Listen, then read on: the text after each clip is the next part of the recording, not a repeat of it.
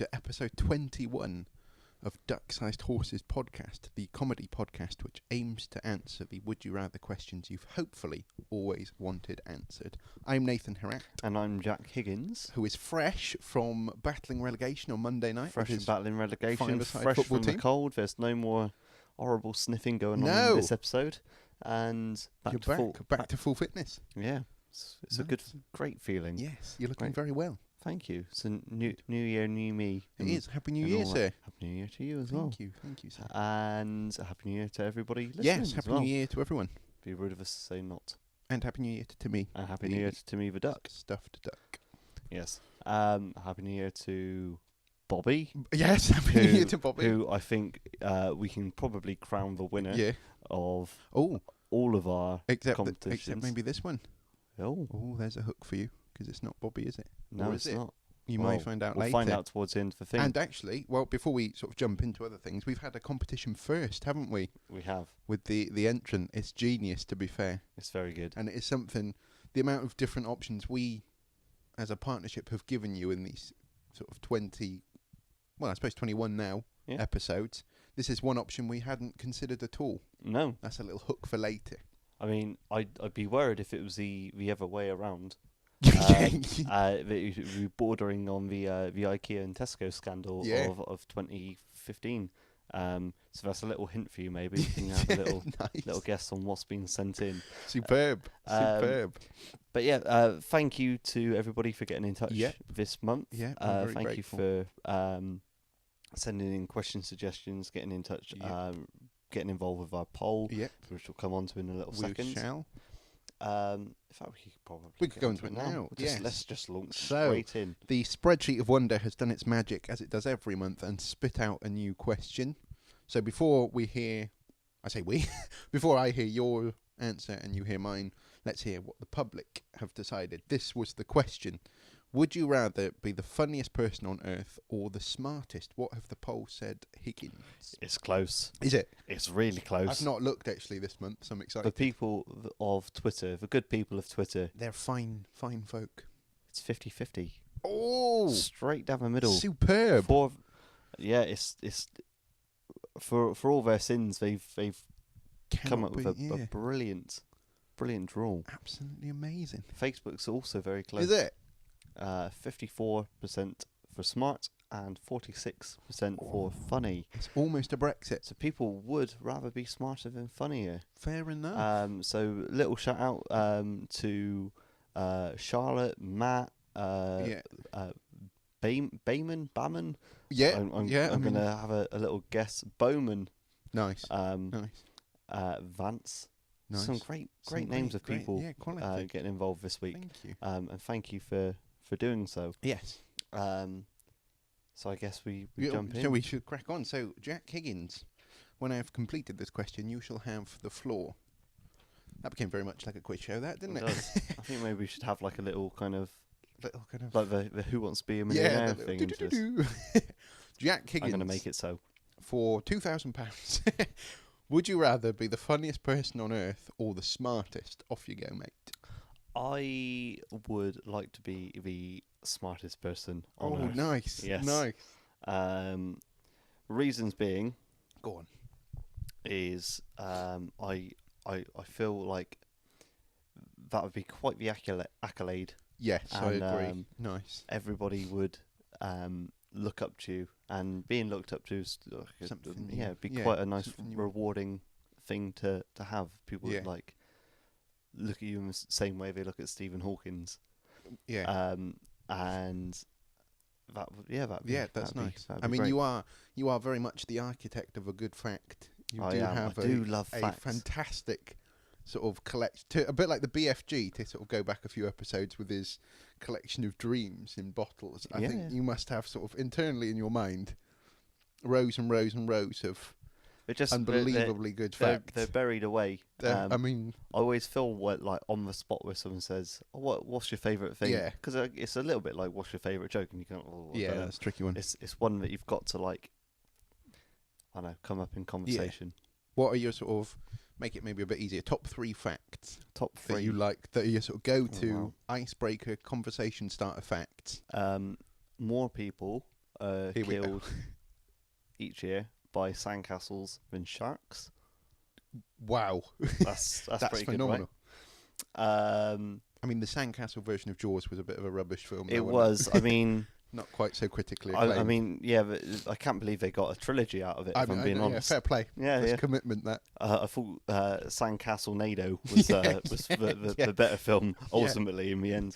Better film franchise. I don't know. I feel on the spot now, but I don't know if I don't know if being the smartest would be sort of contained to trivia. Nice. So it would be I don't know. Across the board smartness. Yeah, you'd just be supremely clever. Yeah. So you know instantly just how things are put together. Yeah. Well, I don't know actually, because what's the barometer? What that's a great question there. What makes a person smart? Well, do they have to know like a lot about everything, or like one or two? I don't know. It depends whether you specialise in a subject, or whether you want to be smart across the. I suppose that's a question I'll pose to you. Are you gunning for smartness in all its glory, or are you specialising sort of mastermind style? Have you got your specialist subject that you're going to absolutely boss, and you can tell me all the facts about that, or are you going for? Oh, that's tricky. Oh, that's put the brakes on things a little bit. Has it slowed you up already? Can I have a little think? You can have a little think. And get back to you. In the meantime, I'm going to ask you what you think. What have you gone for? Do you want to be the smartest person or the funniest? This might shock you, sir. So brace yourself. I'm pitching for neither. Neither. I don't want either. Is that allowed? I don't. Well, I've thought about it. Is it allowed? I mean, wow. I don't know what to do. I mean, now. At this stage, I haven't really given you an argument yet, but maybe my argument will help you. Okay, well, to understand why I've gone for neither. Let's probe away. How about this then? For this episode, if I can convince you to pick one of them, then I win. Then you win, yeah. Nice. Or if you can get me to abandon my one, your fact train, win a point. So I need to convince you to get. I feel like my job's gotten slightly easier. Oh, okay. Because in previous episodes, pretty much every previous 20 episodes to this, I've had to try and convince you. Yeah, that's true. My argument. Now I've got two to. You've got a double-edged sword. This could be over very. All right, so I'm interested. Why neither? Yes, and I realise now, on reflection, as a sort of aspiring stand-up, not picking being funniest on earth, I may have tripped over my own shoelaces at this stage. So you don't want to be the funniest stand-up comedian? No, I don't, because I thought it's a lot of pressure on both sides, funny and smart, because with being the funniest person on earth, okay, say if I was, the funniest comedian on earth and my shows were sellouts and I was touring constantly, yes, that's great, but I've got to maintain that level, and I just worry that if there's a slight dip, if I'm not feeling it one night, then, if I have that crash, I mean, I know they say sort of every comedian dies at some point on stage sort of thing. If that happens after having a reign of being really funny. Yeah, but that could have already been in Connor. It could have been any one of your gigs. Thanks. It's all right. I'm trying my best, mate. Just being honest. I mean, we've all seen the YouTube videos. I know they're not grade A material, but I'm trying. But yeah, so I thought that was the funny, and also for the being smart. That's a lot of pressure to keep being that person that is so smart and at such a level. Well, I guess that brings it back to the question you asked me then. Yeah. So, like, would you be... is it like niche smartness? Yeah. So would people come to you to be, do you know how to fix this? Or like a guru type. do you know what 6 down in this crossword is? Well, yeah. I mean, I could have a go. Yeah, 6 exactly. down, yeah, true. Yeah. I think it needs to be sort of generalised. Yeah, maybe. Like specialised knowledge, yeah. But also I kind of thought that maybe being the smartest or the funniest could make you a bit egotistical, because you kind of think, I'm the greatest at this, or it could make you a bit big-headed, and I'm not sure I'd like that. Well, I don't know. It's like... I mean, I suppose if you could be modest with it, then perhaps there's scope for it being an okay... That's true. Attribute to have. In fact, I've just thought of a little argument, and we thought of it earlier on, and in fact, Charlotte got in touch on Facebook as well. She made a fantastic point, to be fair. one of them is subjective. Yes. So yeah, that's very true. And being funny, yeah, is subjective because I bet you've got a favourite comedian. Who's your favourite comedian off the top of your head? Top of my head, am I allowed 3? Yes. All right. Okay, Top 3. so I'll go Milton Jones, Yep. Stuart Goldsmith, Josh Widdicombe. I think. Good 3. My 3. Strong top 3. Yeah. What about yourself? This is like picking like your favourite songs and stuff. Because it sort of chops and changes. Yeah. I quite like Ramesh Ranganathan. Nice. Really funny. Yeah. I don't know who else. That's a strong start. I've stumped myself every single time here. Catherine Ryan. Nice. And, excellent choice. Sarah Pascoe as well. Great choices. Both, great choices. All 3 really funny. Yeah. Now on the flip side, yeah, I bet you've got some comedians you can't stand. Not can't stand, just don't get on with. Just can't.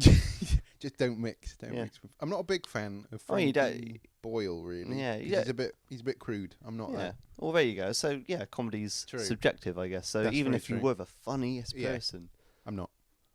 You could be.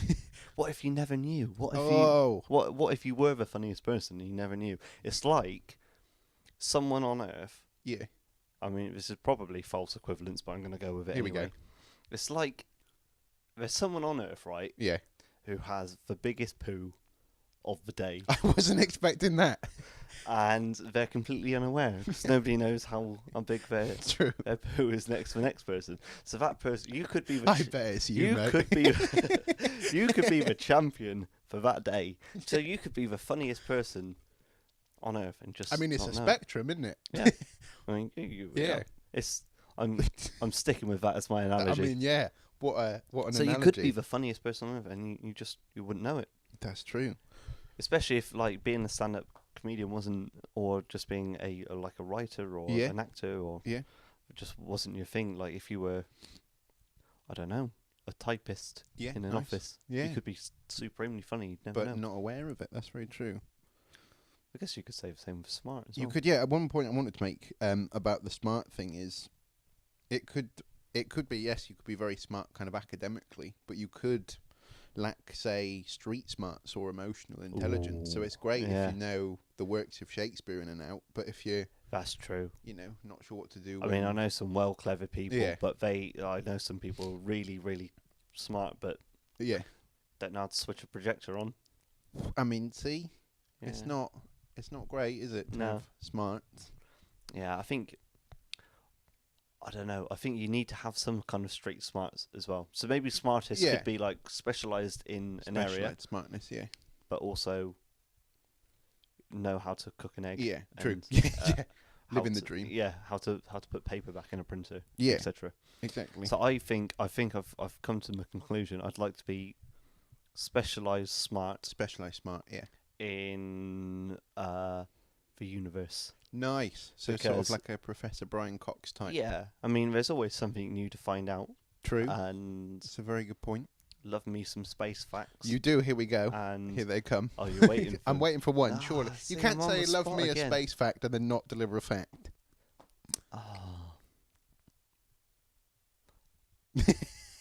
An anxious wait. I'm gonna try. I'll think of one. Yeah, think of one. I'll edit it in. Nice. And then here we go. Here's my fact. Here it comes. Neil Armstrong's mum's maiden name was Moon. Great fact. Great fact. Yeah. I enjoyed that. Really good, right? Nice. Great fact. I've also, as you know, I'm also a fan of jokes. In fact, I've got. Have you got a joke? I can see one. I can see one brewing. This is so. I've had my attempt with my fact of being the smartest. Go. This is the audition for funniest person on earth. What's the hardest thing about comedy? I don't know. I don't know what is the hardest thing about comedy, Higgins. Is that the joke? What is that? Timing. Oh, I thought you had like a mental block. So nice. I enjoyed that. Yeah, good. I'm glad. You can use that in your. I might use that in my next show. You can title your next show actually "Funniest Man on Earth." Well, yeah, but I mean that's a big claim. I know, but That's it could be true. claim. It's not though. We've already established you could be. True. Just might not know it. Another sort of pitfall, just to throw pitfalls back at you, is that I think if I was the funniest person on earth, it would make my job quite difficult. Mm-hmm. Because sort of, as a teaching assistant, the nature of the kids I work with, they really need someone that they can trust. And I'm not saying, so do you reckon you'd be like clowning around? I'm not saying that people are funny, you can't trust them, but I'm just saying they need someone that they can just talk to and not expect like joke, someone they can just be with. And I think it would make my job. Do you get it as a comedian? Do I get what? When you tell people you're a comedian, they're like, "Oh, tell us a joke." Yes, you know, like in Finding Nemo. Yeah. Where they're like, "Oh, I'm a clownfish." Yeah. And they're like, "Oh, say something funny." Yeah. No, I've had that before, and I think that's why I've always tried to be like quite funny on stage, obviously, because that's the idea of comedy. But away from stage, be quite plain and quite boring, if you know what I mean. Because for me, it's a job, and I do enjoy doing it, but it's not a real projection of me, if you know what I mean. Gotcha. A less exciting person off stage, as you probably know more than anyone else. Of course not. But yeah, so that was why I was thinking I couldn't really do it for my job, working with kids. No, I'm not saying you can't be happy around kids, and these kids at school, they don't appreciate someone to laugh with. Yeah. But I think they'd find it exhausting. That's true. To be around that, and that was another point I was going to make actually. I think with both options, you've come with like both barrels loaded. I've come proper prepared here, but I think with both options, it would be quite isolating because it might put people off. Because if I know somebody's really smart, I can find it quite difficult to like not relate, but to chat to them because I'm incredibly dim, and I just feel like there's a wharf between me and intelligence, and I would feel like when you're out of your depth. Yeah. Because if they're passionate about a topic I've got no clue about, I'd feel really awkward. Well, you could just do the polite sort of like nodding along Yeah, thing. that's true. But the problem is, often when I've been in that situation in conversations where someone is really passionate about a subject I know nothing about, they're passionate, but they leave a gap for you to join in. And the problem is because I know nothing about the subject, I don't know what an appropriate sort of response to their conversation is. So I don't want to be going in and be like, oh, that sounds awful if it's meant to be a really positive thing. But at the same time, I don't want to be like, well, that's great if it's, you know, a somber moment sort of thing. So with the smartness, that's one thing I was thinking. But also like the flip side with being the funniest person on earth, I think that person would be exhausting to be around if they were constantly joking. Because, I mean, I like a joke as much as the next man. Yeah, it's quite exhausting to be around someone who feels think they wouldn't be able to take things seriously when they needed to. And if they feel that they have to be funny all the time, for me, there's nothing worse than that in that context. True. So, yeah, there we go. I think I shall rest my case at this stage. They are the points I was going for. I wasn't expecting. Were you not expecting such a thorough? No, that's a trouncing and a half. So to kind of answer your first question right at the beginning of my speech, am I allowed to pitch for neither? Do you think I've made a good enough? Because you weren't sure if it would be allowed. Have I made a good enough? I kind of feel like Frank Skinner on Room 101 now. Yeah. I kind of feel like I don't want to, but I feel like I kind of have to. Yeah, right? You're allowing it. I can't see any other way of like just there's nothing springing to mind. I was like, well, okay, I'm gonna have one last sort of attempt. roll of the dice. Yeah. You obviously you've put in a very convincing argument of why you don't want to be the funniest. But what if you could be the smartest? What would you want to be smart in? What if you could pick anything? You don't have to be smart about it already. Okay. I think like emotional intelligence would be quite a useful thing to be proper smart in, like tip top level smart, and especially for work. Yeah. Like I said, working with the kids that I do, that would help. But I think it's just useful to know where people are emotionally and how to support them best. So I think that would be a good smartness. That would be good. And that will keep, like that would keep changing, if you know what I mean. That type of smartness and that knowledge changes because not everyone, although everyone, this is going to become like some kind of training day now, but although everyone feels sad, people experience emotions slightly differently. So your sad might be different to my sad. Mm-hmm. So if I could be smart enough to tune in and think, okay, what makes Higgins sad? Losing this episode might be up there. I'd be able to, we'd be able to have an even better relationship than we have now. That kind of smartness. Whereas I feel like even if you know, and I keep using it, the works of Shakespeare, that's not going to change. You'll still know those works. Whereas I feel like there's more scope with emotional intelligence to. I feel like I've kind of wiggled my way in with this little argument here. I'm gonna roll with it because we're gonna push trivia aside. Yeah. So that's a wicked thing to be able to want to be able to do, to be able to connect with people, and that's a smartness I'd never even considered. Just like, I guess is that out there? Is that on the same plane as like street smart, or is I suppose so. I suppose they kind of intertwine a bit, don't they? Street smarts and emotional intelligence. All right, so here we go. Got the magic lamp, got the genie, and he says, different kind of genie. It's kind of narrowing things down. But here's the opportunity to make you the smartest person in the world when it comes to being able to connect with people. Yeah. Yes or no? Oh, you absolute. It's a good one. He's painted him into a corner. Yeah. There's a genuine grimace of pain across my face at this stage. I was just about to.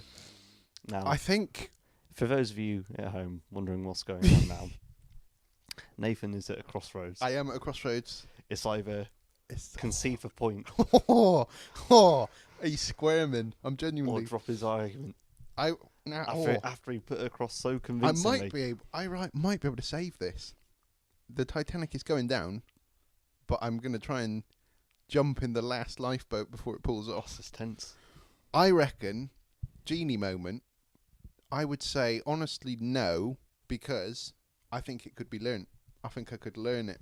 Yes, it may take longer if to learn emotional intelligence and develop those connections, but I still think it could be learned. And with that, you've proved yourself to be at least the smartest person in this room. And which is just me, you, and a stuffed duck. Don't give away the magic too much.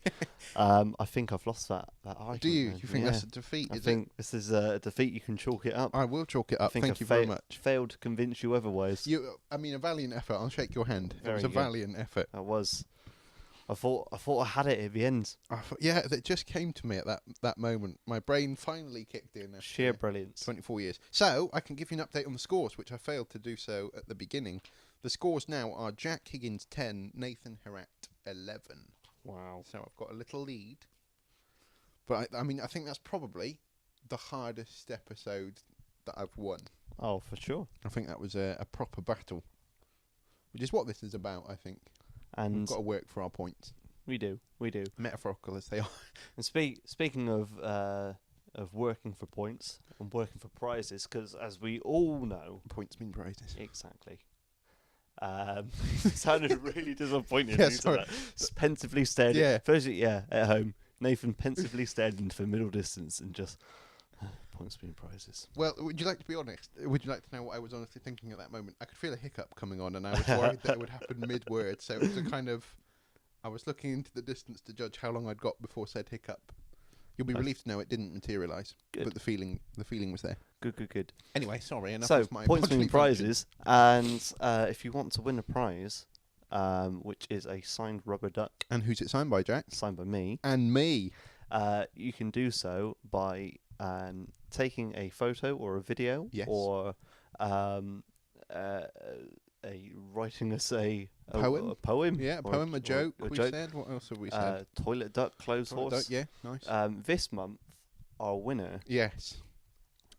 Sim has sent in a photo. He has.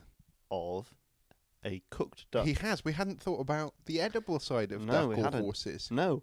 I mean, I'm vegetarian. I don't know. You are. I mean, it probably isn't the best photo for you to look at. But no, I mean, I've only got to look at it once, put it up on the website, and forget about it. Yeah. So. I mean, we should say it's not gory or anything. It is literally just kind of like a roast duck, isn't it? It's not an unpleasant picture. Speaking of which, though, if you do want to join that and you are of the vegetable persuasion, get yourself into Asda, pop a little photo of Lynn McCartney's duck substitute. Yeah, roast duck substitute. Or carve a duck or horse out of marrow or something. Yeah, or wood. Yeah, or wood. Yeah. You know, like they do on little nature trails. There's always that weird guy living at the caravan. You're not quite sure if he's part of a trail. Yeah, or if there's always a random donkey outline, sort of silhouette of a horse for some reason. And they've carved out with chainsaws. So maybe that's what we need for episode 21. We need to wood carvings of ducks and horses. We do, yeah. We're branching out into a whole new range of possibilities. Yeah. Join us in episode 22 where we goad you into taking photos of pottery and the white horse on. Sort of where is that Stroud? No, it's not Stroud, is it? It's Wiltshire. Wiltshire, yeah. Of course, it's Wiltshire. It's down the road from us. We should have got that. That's quite embarrassing. I think we've proven there that neither of us is smart. No, we've waffled on for too long. All our intelligence has gone out of the room. We've used it all. But at least we've still got our funniness. Well, yeah, just about. We're clinging on to that. So how can people send us their various photos and wood carvings? Right, yeah, or poems. So once you've done that, whatever your competition entrant may be, you can tweet them to us at DSH Podcast. Our Facebook page is Duck-Sized Horses. You can email them to us at ducksizedhorsespodcast@gmail.com. Now, also use those details that I've just given you to get in touch. Send us your questions for episode 22. And if we pick your question, or I should say if the Spreadsheet of Wonder picks your question, you get a signed rubber duck too. Mm-hmm. And just get in touch with us. We really do love hearing from you, don't we, Jack? We do. It's really great. If there's anything duck or horse related that you think we should be aware of or we should take a look at, any sort of duck or horse. We haven't had a good website in a while. We've not. Not since Duck Facts. And ducks.org. Ducks.org, if you can think of a good horse website, because we've been a bit duck heavy, I think. Mm-hmm. So if you know of a good horse website. I went to a rubber duck race on Sunday. How have you not told me about this? Awful. I'm going to tell you about it right now. You better. Until episode 22. Yeah. See you around. Nice. This podcast is part of Britpod Scene, an independent network of uniquely British podcasts that's always growing. Check out BritpodScene.com or Britpod Scene on Twitter to find out more.